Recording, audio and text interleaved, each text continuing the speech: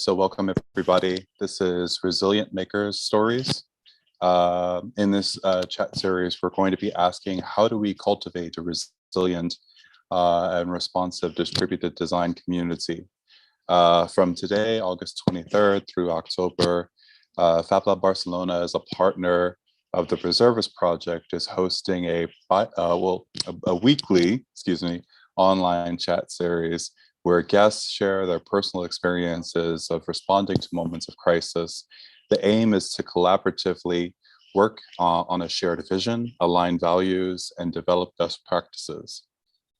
So go ahead and go to the next slide. So this is in part coordinated through Fab Lab Barcelona and the distributed design platform. Of course, distributed design is one outcome of the intersection of two global trends, the maker movement and the digitization of the design discipline.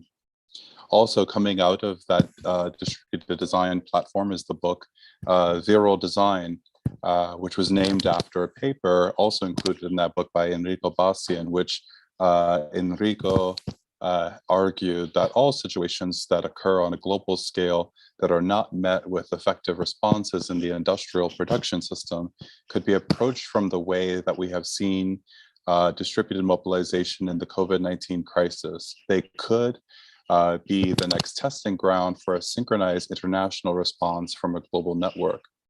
So I segue from that into the Reservist project, because that gives us a little bit of context about the Reservist project itself and where we're at as far as the maker movement and distributed design.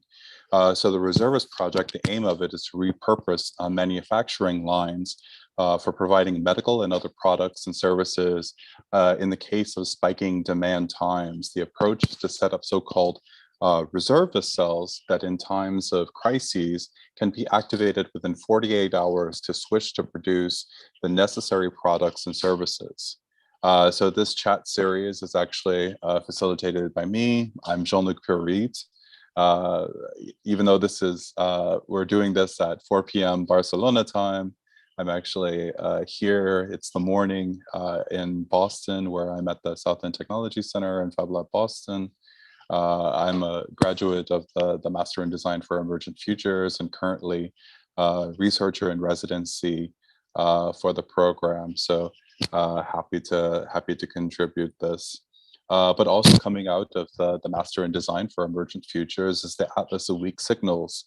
And relevant to the Reservist project, we've actually developed a custom deck in coordination, in collaboration with other MDEF students from this past session. But this custom deck is actually a methodology in which we're actually developing ways in which people can map out and do storytelling and talk about their experiences, either looking back and reflecting upon emergency crisis scenarios, or actually as part of that activation of reservist cells, making sense of the present moment, whether there are natural disasters, pandemic, man-made industrial disasters, war and terrorism, or a digital blackout. So that brings me to our guest speaker for today. This is Emilio Velis. Emilio is the executive director of Apropedia Foundation, a US-based nonprofit focused on access to knowledge regarding sustainability and development. Emilio is an advocate of the open movement through social impact areas such as open licenses, environmental sustainability, and appropriate technologies to improve vulnerable communities. He's a fellow of the 16th Cali Foundation class, and an Aspen Global Leadership Network member, and so much more. We're very happy to receive you today, Emilio. So thank you for joining us. And feel free to introduce yourself. Yeah. Oh man, thanks so much. Yeah, I would say, like, for an introduction, that this is a subject that really fascinates me, because I worked, I think, in the intersection of both resilience and everything that has to do with disaster response and development. I'm an industrial engineer. I'm based in El Salvador, and I did lots of work with disaster response as part of my work with nonprofits. At the beginning with Techo, which is a Latin American nonprofit. And it's not that I wanted to get there, but it was more like El Salvador has lots of disasters. And so we're a country that has a lot of preparation with that. And then I moved to work with Habitat for Humanity for 8 years. And some of that work also had to do with disasters, especially natural disasters and events. And, it just came together with my work with the maker community. And I've done a few projects that had to do with community work, disaster response reduction, and making things, electronics. We moved to activities like games. And now I'm working as executive director of the Apropedia Foundation. So I'm working, building a big resource called Apropedia, which also has information about disasters, and we work with people that do that kind of work.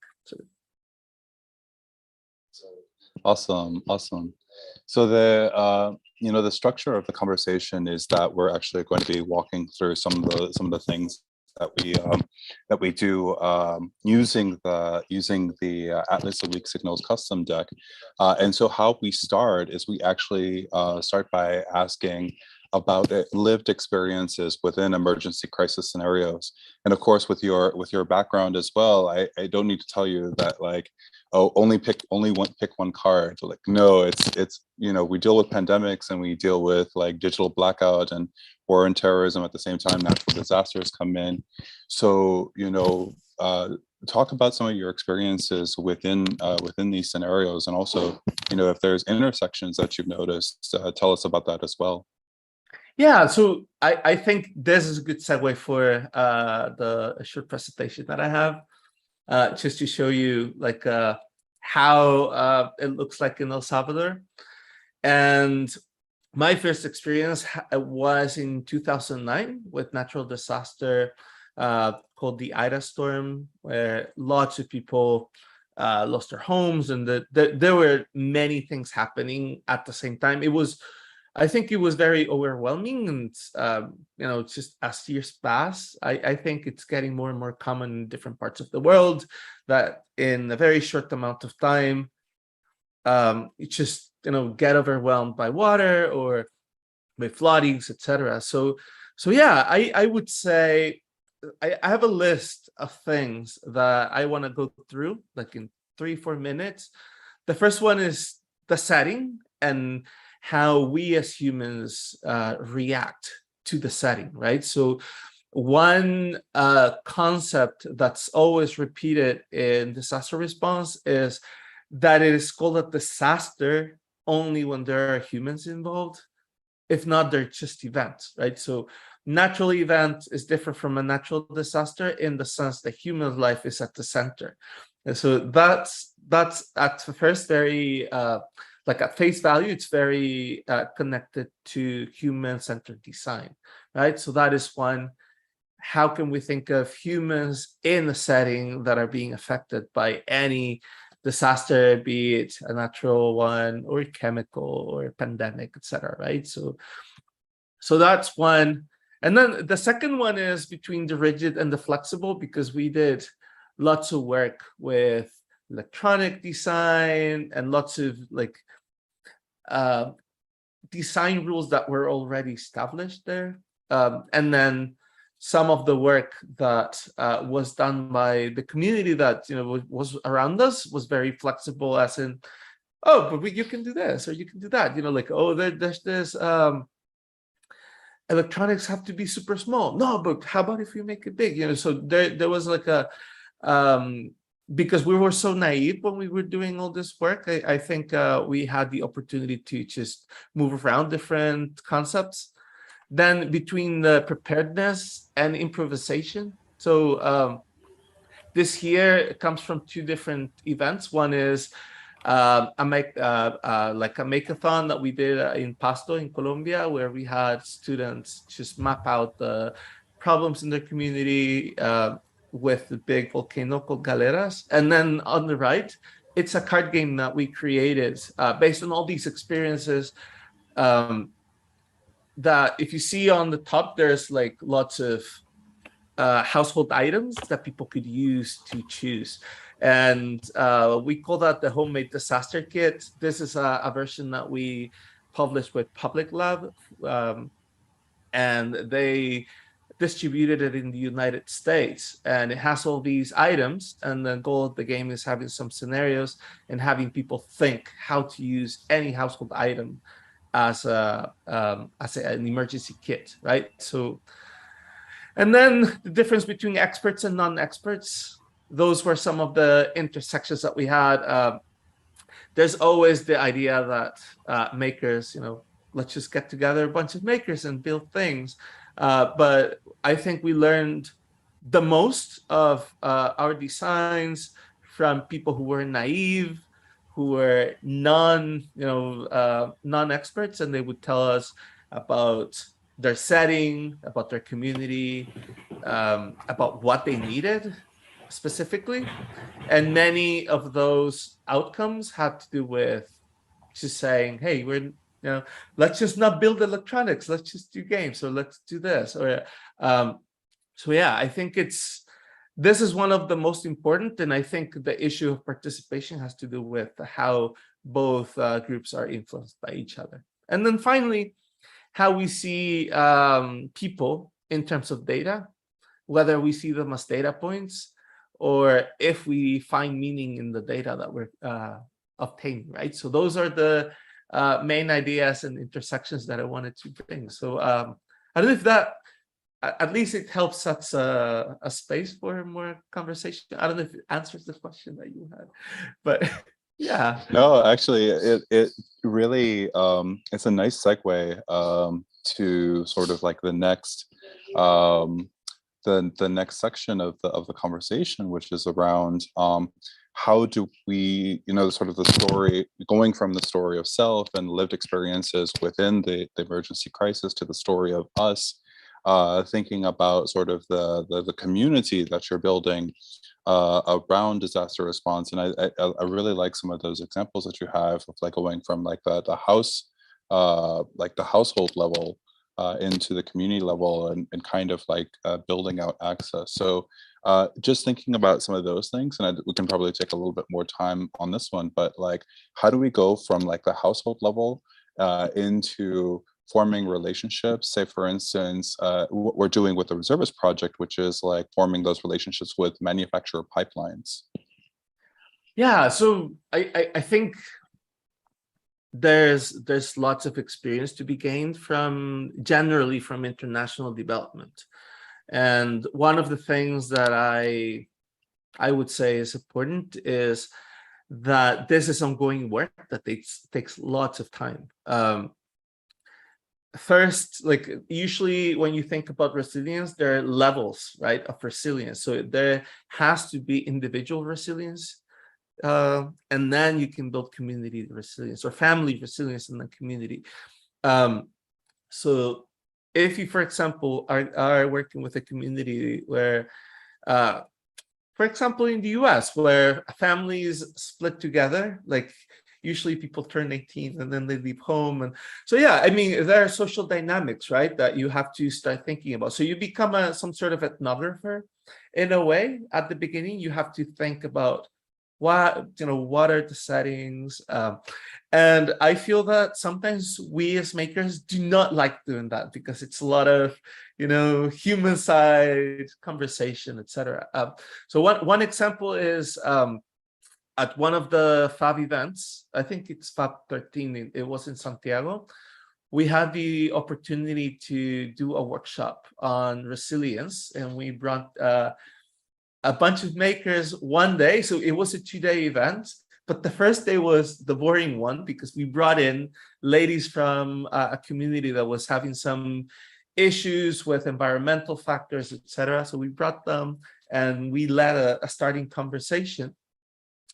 Yeah, and half of the group was like, man, I'm just wasting my time here. And then some others were like, yes, I want to keep on doing this, but it's a 2-day event. I'm just coming to 1 day.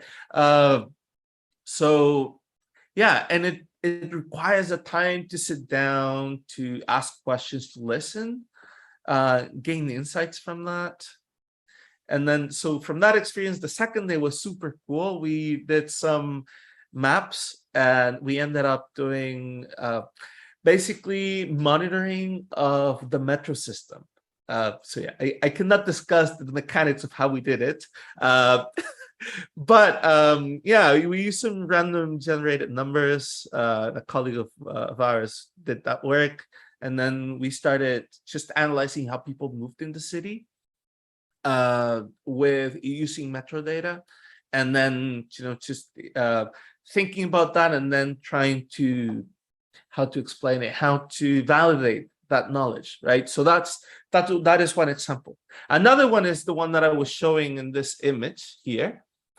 So this is a game that we designed. It's really loosely related to Cards Against Humanity, which is a game that maybe some of you have played before, but it's 2 decks of cards. And in this case, we had one of the decks was scenarios, the other deck was locations. So scenarios and locations, and then you would draw randomly a location, a scenario, and say, in this point, street and such, this may happen, right? And then we had a group of people.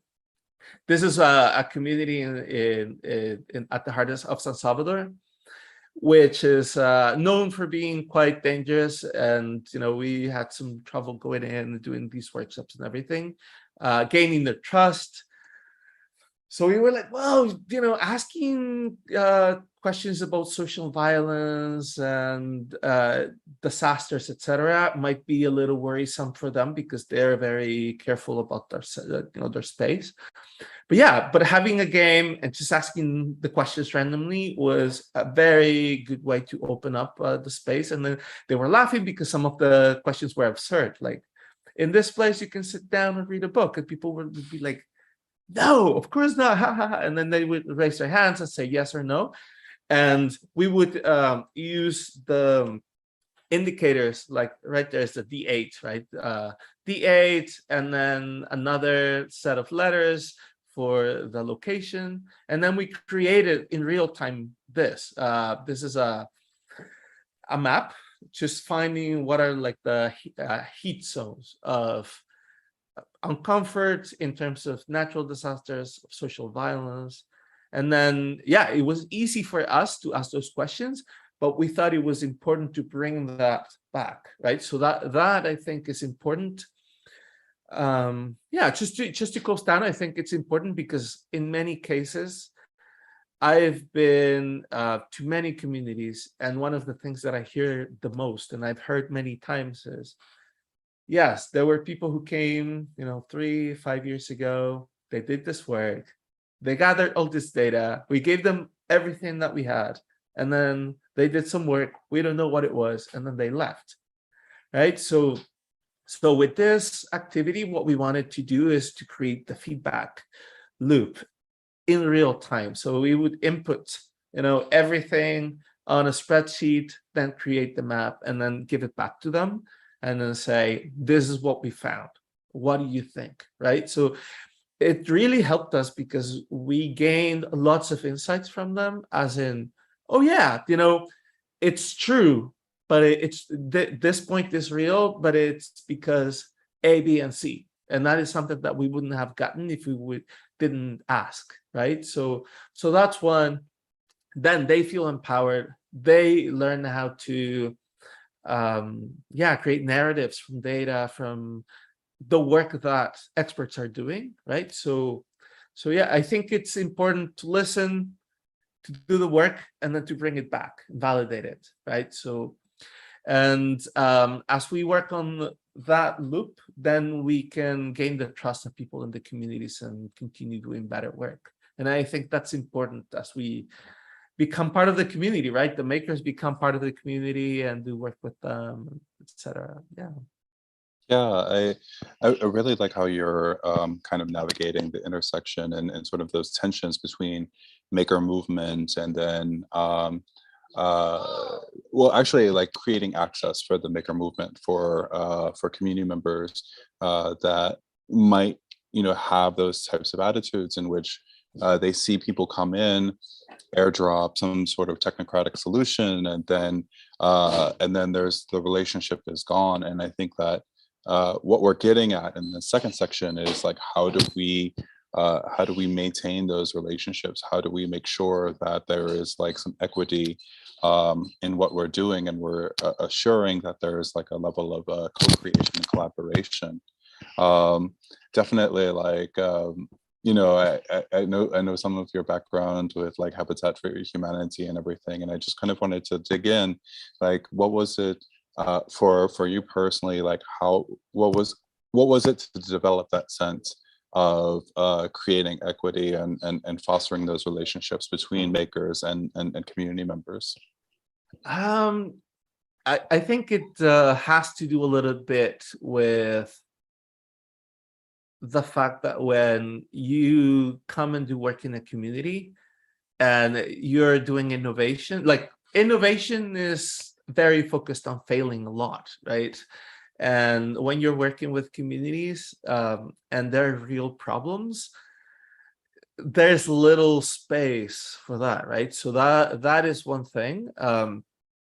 And you have to learn that whatever mistake you just leave after you're done with a project stays there, right? So yeah, my work both Techo and Habitat for Humanity have to do with building homes, right? So you cannot build a home the wrong way.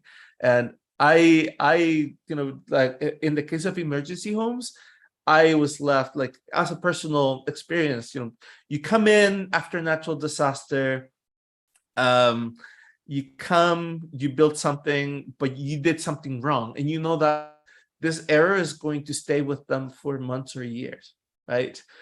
Uh, and you see that with a home. I had some interesting experiences, for example, after the earthquake in Haiti, where lack of proper preparation, lack of training gave us lots of problems. I almost lost an eye there.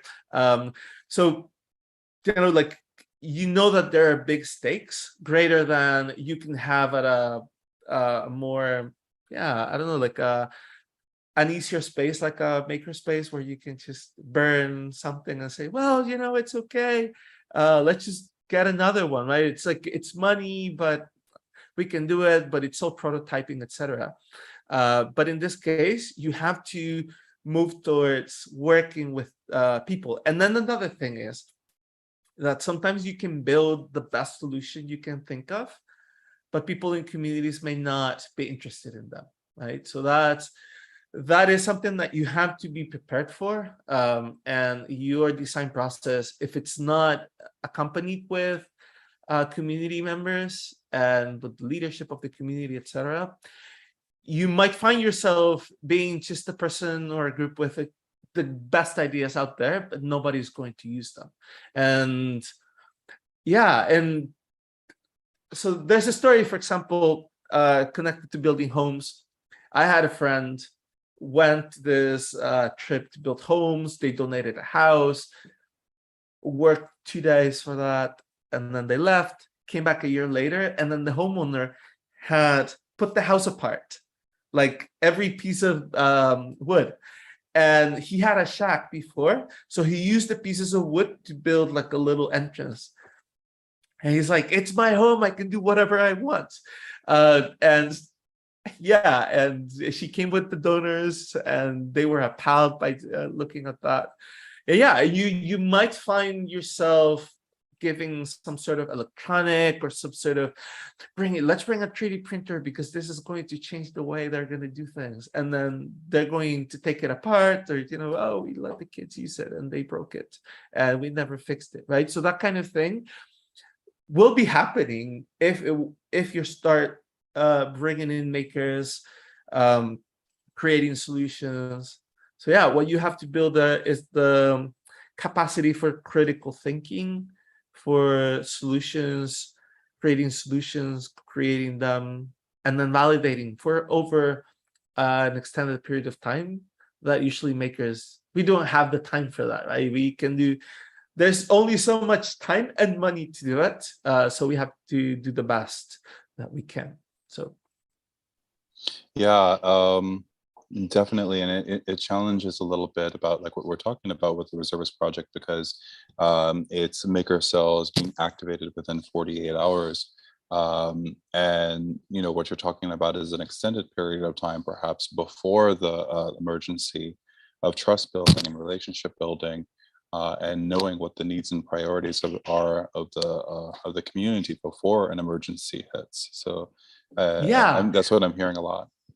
yeah, definitely. And I think this is the Reservist project is a special one in the sense that it's like humanitarian work is, bring in the big guns, we're going to get things done. I think it's important to first, there are usually guidelines or principles that humanitarian agencies apply that are important to understanding what you can do, what you can't do, what are your limits, what are the boundaries that people should have.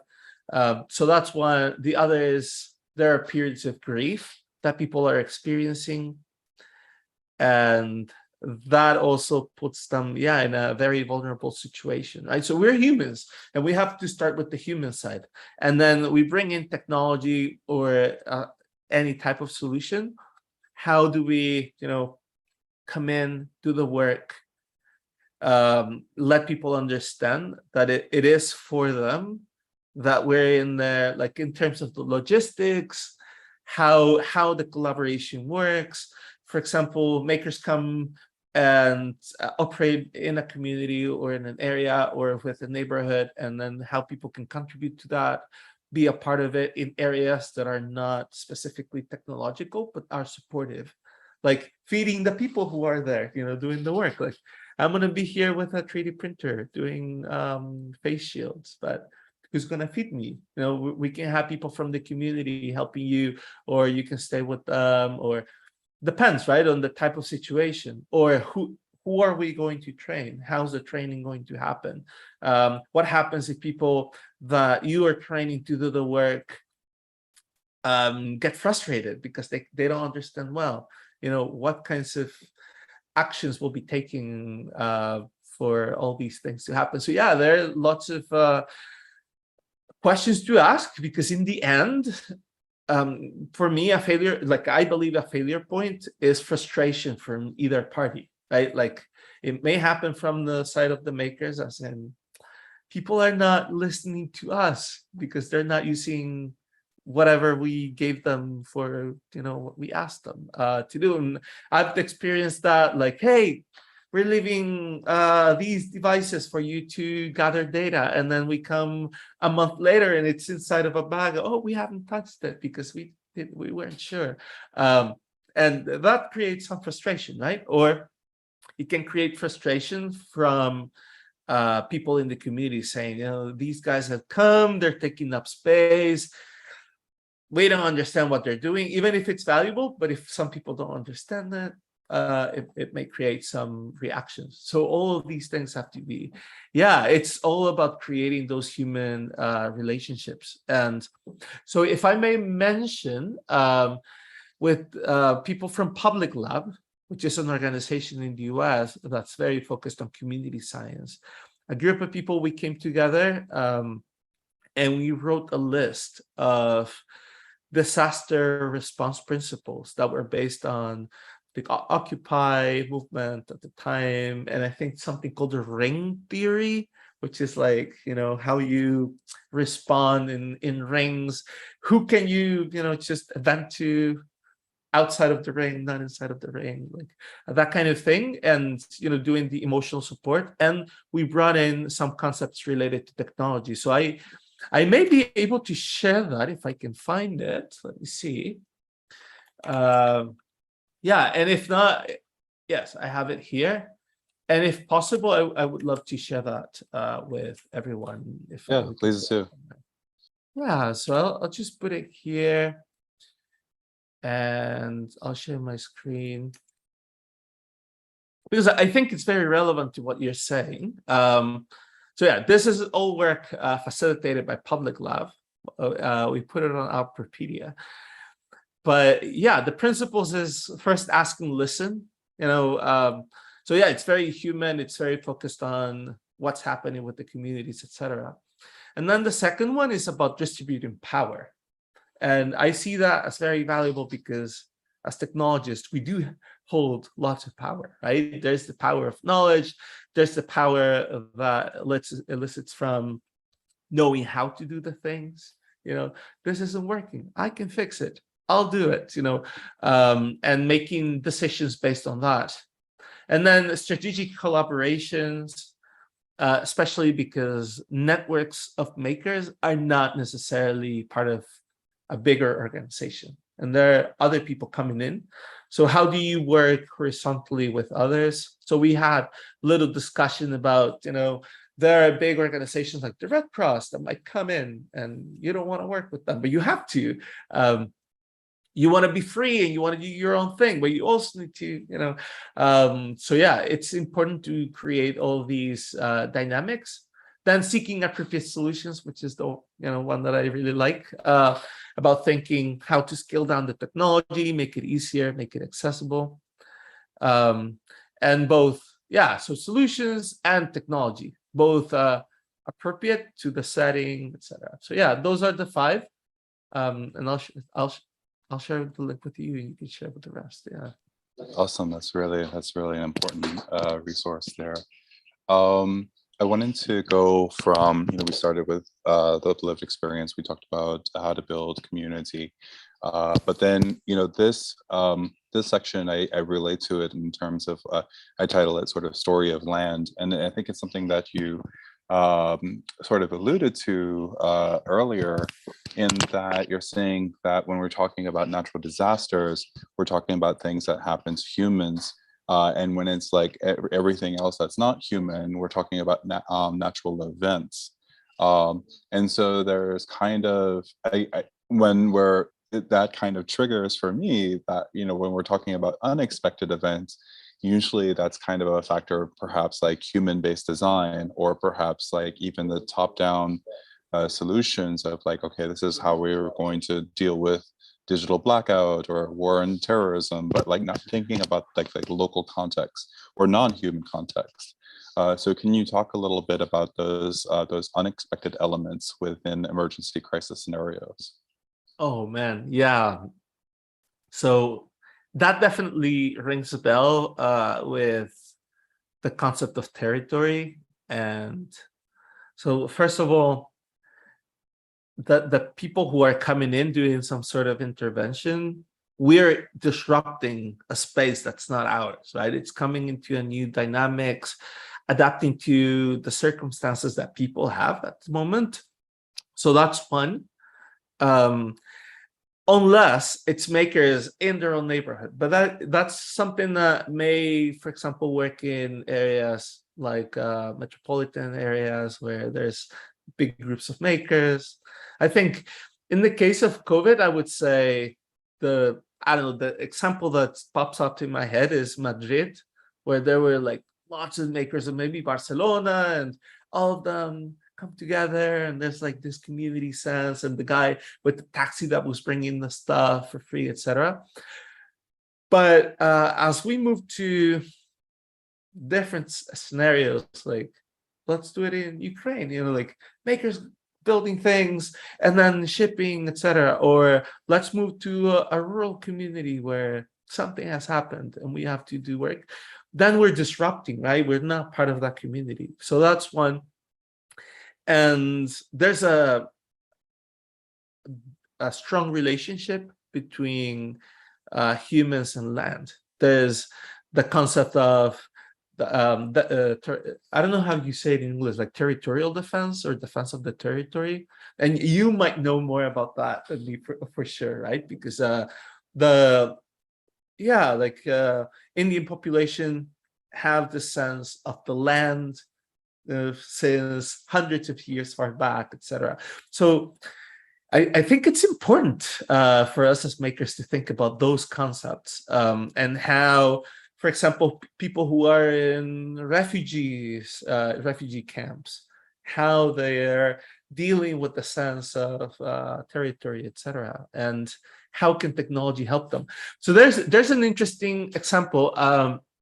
So I did like a historiographic study, and it's a book chapter that I wrote it with a few colleagues. One of them is Isaac, that you know from Lima, and it was about the civil war in El Salvador and how maker activities were important for people who were suffering grief in the 80s in El Salvador. So there were two groups that we explored. One was people who were disabled, some by the war, some they were already disabled, and they found working with pottery as a meaning to find a way to find meaning. So that was one. They ended up forming a big cooperative that lives on still, and we discussed a little bit about the history, how did it come to happen during the Civil War. And then the second one was women, especially women, who were taken to a refugee camp close to Honduras. So they were not able to leave, and they didn't know what to do. They were just receiving food from the, I think it was humanitarian organization. So they started building, making clothes, making tablecloths and doing embroidery. So it's not the usual maker, sense of maker things, pretty printing. But it was interesting how making creates a sense of belonging between a community. So that's one idea that I can bring to the table right now, like how not only using making as let's build things, stuff for people to solve a problem, but also using making as means for dealing with grief, dealing with gender issues as well, right? Then saying, should men do this activity or that, so that was a segue, or it could also create some tensions between the people, and so yeah, that is one example. And then in the sense of the work, like thinking about this project, I think it's important as well to evaluate quickly, to gain as many points of view from different people as possible, because you may come in, ask people from like a community leader, but then there might be other community leaders in the dark that you might not know about. So as you get to learn more about people, you might find like the opposite group of people who are, there's usually like I don't know what you call, like camps in communities, right? So you can find the guys who are doing the work and the guys who are actually doing the work in the community, right? And ask them about the area, knowing what areas can you intervene or not.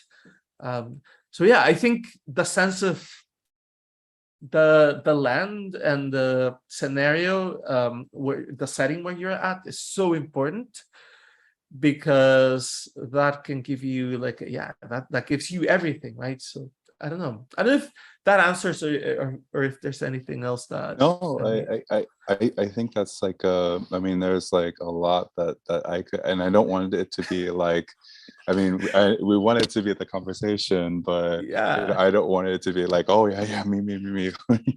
Oh, but it is Please. interesting what you're talking about, because it's especially that last point about like the leadership, because when we're talking about like more Western models and thinking about like institutions and then like the projects that come out of that, and then sort of centering like political structures, right? It could be, the political leader within the community that's elected, and they're the ones making the deals and everything.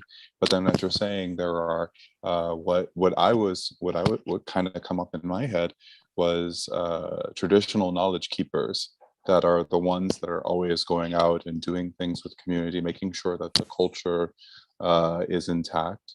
That they are the ones that you also have to include.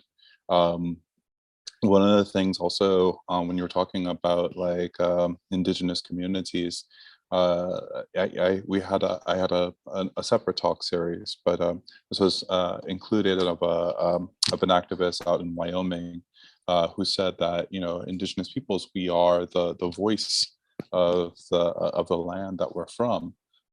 In another session, there was an elder that told me that all of the language that we have is something that is taught to us by the land. And so those types of connections, and then thinking about like, communities that are not just like, all of the humans, but then like the waters. And why the waters? Because, well, the fish, and it's not because like they're there for food, but it's because they should be there, right? The trees should be there, like everything should be there because they are like equal actors in the system. And so how do we preserve that, even in emergency crisis scenarios in which we're thought to like, okay, really quick, we need to like get the solution out really quick, and it's like, no, we're still going to take our time. Yes, everybody's going to be healthy, safe, and alive, but we can't go for the quick and dirty solutions. Yeah, I agree. Yeah, sorry, I interrupted you. Yeah. Yeah, so one thing, I have one last slide. Yeah. So I took this from a blog by the United Nations Development Program. So this is a woman that is using Apropedia. So what happened here is Techo, El Salvador, and the UNDP did this ethnographic study about the uses of water in the areas of El Salvador close to the beach in La Libertad. They did all this study. They basically were doing technology mapping, solutions mapping. So the work that they do is basically scout the communities, find specific types of traditional technologies that might be interesting, and then they're running an accelerator program for them, trying to bring in all these solutions, right? So what happened at the end is that they came back to the community, they showed some results, and then they showed the page on Apropedia, right? So it's about them, it's online, they can review it, they can edit it. And they wrote a really nice blog post about that, because it's specifically, it really comes to your point, because at the end, the feedback was, oh, we can bring in like the knowledge that we have about our community, right? So they were the ones who opened up to contribute to adding traditional knowledge, etc., right? So that is what, it may not happen in every community. In some communities, people might be more reserved with what they know and what they do, about how we do the crops at what time of the year. And yeah, I mean, as makers, we may find ourselves like, hey, we have all these volunteers, but then where are they? They're not coming anymore. Yeah, it's time for the crop, and they're doing this work and they're doing that, and they can't. Or in a more urban setting, it's more like, well, you can only do these activities after 7 p.m. because people go to work and then they have to come, like all these dynamics that might sound, yeah, I mean, it would be the same if we're in your community. Maybe you go to work, you go work at the Fab Lab or in an office, right? But you come back and you might have time for the extra things after work hours. And yeah, we have to adapt to where we can do it, when we can do it. But I think it's important to cycle back the knowledge, and that is something that I'm growing more and more interested about nowadays, right? In how can we bring all this knowledge and how can we use it for building the resilience of the communities. Yeah, and previous to this conversation, when we were talking about that picture and talking about some of the opportunities that people have with Apropedia, I found that it really challenged the systems that we have for knowledge production, not just like institutionalized knowledge, but people that can go on Apropedia and they can actually document and then be cited in sort of like published papers and things like this. And so that's a really powerful not adaptation, but I'll find the right word for it. But definitely, like, how do we increase accessibility for knowledge production? Yeah, one thing that I believe that as a maker community we still have to work on is collaborating in terms of like the knowledge that we're producing. So you can see that during the COVID pandemic, there were a bazillion different face masks, a bazillion different shields, etc. Yeah, and not it was like the process of makers, the makers that we use is very how to say it, divergent, right? So it's like, how many different ways are there to build a face shield? And there's hundreds, right? And you can find there were a couple projects that did all this work, just mapping all of them, right? Not all the documentation was well done. There was a lot of repeated work. That's what I'm trying to get at, right? There was a lot of reinventing the wheel and saying, hey, we did this, we did that. I think one of the activities that I enjoyed the most was a series of conversations that the Fab Lab community did. They brought in different people that were working in different areas, parts of Latin America, talk about what were their efforts for the COVID pandemic, and then to share all these experiences.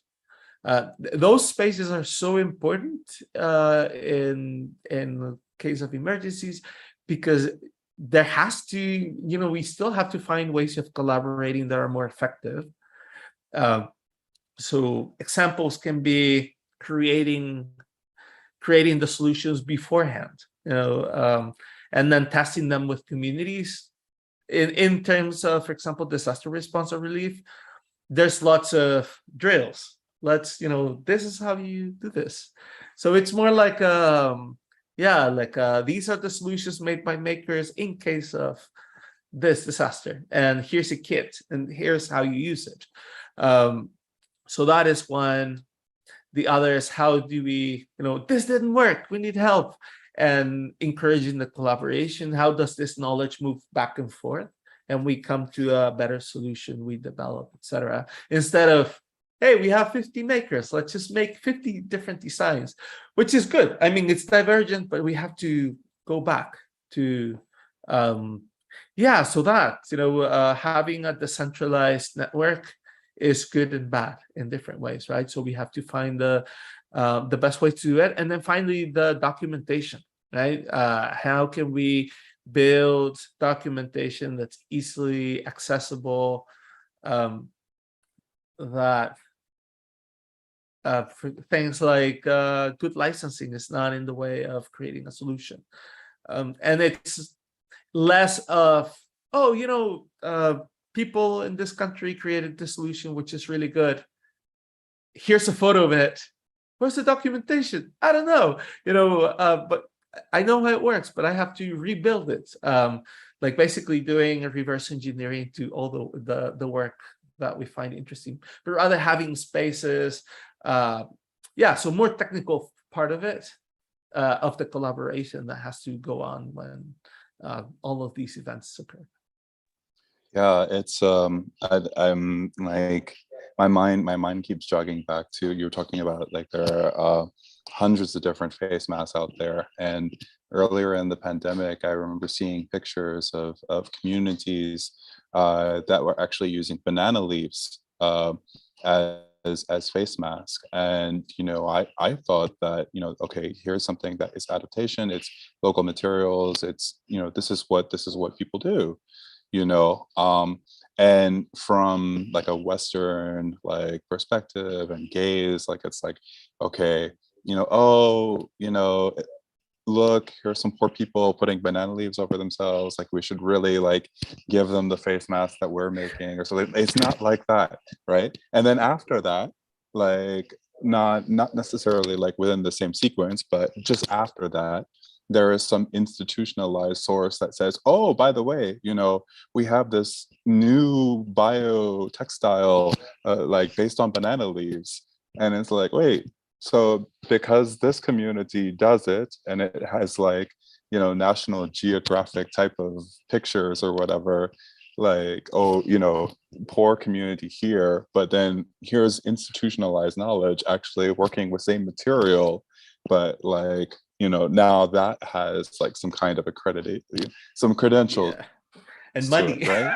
How do, yeah, and money. So like, how do we make sure that what you're talking about, we're not just talking about like just the picture of what people are doing, but like we're we're actually like dignifying that as like, here's documented work, and then that goes into whatever research down the road. Yeah, so we have to also consider our role as makers in the process. Like Mhm. one of the questions that came up was, how do we create all these connections with like more institutionalized manufacturing, right? I made this, but I want to make 1,000,000 of them because that's what's needed, right? Instead of working with 3D printed filament that might not. So one of my questions at the beginning was, so what will happen when we run out of filament in the country, like in a small country like ours? And I think in some countries that happens, right? In some areas, like no more filament, we can do more. So another thing is, at one point during the pandemic, I was building ear savers, just printing them for doctors in my neighborhood, etc. Until I once left home, I had to travel for something, and I didn't have a 3D printer with me, but I did have some wire, and I just Mhm. bent the wire like in a C shape. I Mhm. put it, and it was like, man, I've been printing over, like, it takes an hour to print this, and I could just do it with like Wow. I don't know, a few inches of wire, right? So Mhm. we have to think about what's the process after we prototype something and make it into something that other people can build. And Right. so diverge a little bit from the tools that we have at hand and think about manual tools, about manual processes, local materials. Yeah, that is the way to go, right? That's probably one of the ways on which we can achieve scale, and not necessarily by having, instead of saying let's just have everyone have a printer in their community or in the neighborhood, just say let's just design something that anyone without any machine can make with a couple pliers, with et cetera. So I think that's important. And then yeah, dignify the work, the creativity that people may have, because people will use something that they feel comfortable with, right? There was also like all this, oh look, it's so terrible that in hospitals people are using plastic bags for protecting, but it was like, yeah, it makes sense. Plastic bags are and I actually, when I was doing presentations on the pandemic, I was showing people in different countries doing the same thing. It was just a very logical thing to do, and it was not necessarily bad. So yeah, sometimes we have to diverge a little bit from our sense of aesthetics, right? And think of what's actually doable, usable, and yeah, not let no, it has to be 3D printed because it looks better, or be more pragmatic in our decisions, and just let ourselves be, okay, we're not going to do it this way. And in other areas I've seen it as well. Just saying this 3D printed mold, or this this laser cut design is so cool and everything, but sometimes we just need to, let's just find a local carpenter to do this for us because we can't do it well, or we need to adapt it. Using local hands will ensure that all these things can stay and not depend on the makers for any solution to be implemented. So we're coming up on the last few minutes, and I know this is a really big question, but what is coming out of like all of this work and these experiences? What is next in terms of like international development, Apropedia? Like what's next? What are the opportunities that you found for your work going forward? Oh man, so I'm going to choose one, which is I'm really exploring the role of the documentarist in projects, maker projects, development projects. I really like, so there's this approach about documentation. So I'm reading a book right now about documentation in general, and there are basically two lines of thought. One is facts and the other is experiences, right? So one is very engineering like, very focused on data, and the other is more ethnographic, thinking about what are the experiences of people. And but if you take both of them together, and I think you can create better and more complete knowledge. So we have on one side the documentation. These are the STL files for 3D printing something, and that's super important. But I think a good documentarist also has to think about the why. Why did I make these decisions? Why did I build this? And doing a little more of the selling, because people will adopt a solution as they think about it. So we're doing some work with that, and international development has this concept of knowledge products that I really like, because it's more about how you transfer that knowledge, and documentation is more for the contributors to the specific technical issues. So I'm bringing those two together. We're working with UNDP, with the United Nations Development Program, in El Salvador for a guide. So we're building a course to teach people how to build knowledge products that has a component of documentation, technical facts, digital, and then the other side, which is how you communicate it, disseminate it to communities. So that is what I'm interested in, because I think they're both important as we try to expand our circle of influence as makers. Awesome. Sounds really good. I'm going to share the screen now, because we're actually going to start concluding our conversation. Thank you so much for all of your work and everything, Emilio. We do have a tool that people can interact with our chat series. So there are, for this link, and this is also for you, Emilio, because we have some interactivity between our speakers and our participants, but I want to bring in my colleague, Marian Real, to help talk us through the tool.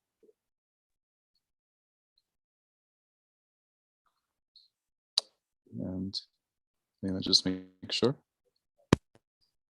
Are you there? Yes. Yeah, hello everyone. Is it working now? So yes.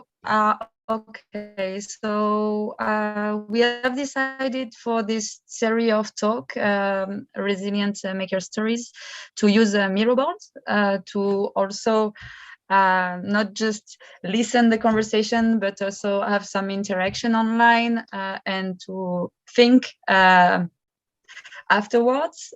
So this is the link that we will share also in the chat each time. the idea is really to nurture collective reflection during this story. You will have the opportunity to look back at the story on the Miro and also on the YouTube channel. There is a space for each speaker with some question and also some notes that we are taking on the same time. There will be also a space for you if you have some stories you think you can be a resilient makers and you want to share it. We have set up some space for that, and also a space for giving us some feedback about the general event and maybe finding some opportunity to work on this activity and research afterwards. Maybe you can go next, Jean-Luc, quite briefly, just for you to see what I just mentioned. This is the way you can share your own resilient maker story. There is some tips, so how to write your own story. Next. And this is the space you will see also for documenting all the reflection about the series of events.